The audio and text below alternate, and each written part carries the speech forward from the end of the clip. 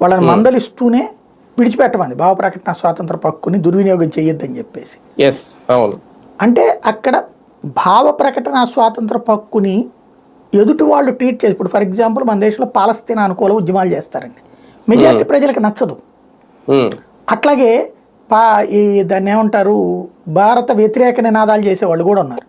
ఆ విషయంలో సుప్రీంకోర్టు తీర్పు ఇచ్చింది, అదేమి నేరం కాదు, వాళ్ళకి సంబంధించిన భావం అని.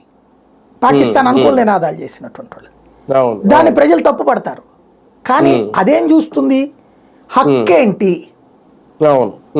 నిషేధం లేదు కదా, చట్ట ప్రకారం నిషేధించు నువ్వు, అప్పుడు ఆ చట్టం రాజ్యాంగబద్ధమో కాదో మేము తేలుస్తాం, అంతేగాని నువ్వు చట్టంలో లేకుండా శిక్షించద్దు అంటది.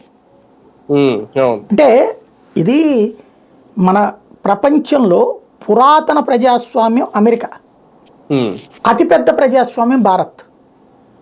కొన్ని వందల వేల జాతులు, భాషలు, సంస్కృతులు ఉన్నటువంటి దేశంలో ఇవాళకి కలిసి ఉన్నాము అంటే మన రాజ్యాంగం, అది రూపొందించిన తీరు, దాన్ని ఆచరణలో పెడుతున్న జనం, దీనికి సేఫ్ గార్డ్గా ఉంటున్నటువంటి న్యాయ వ్యవస్థ.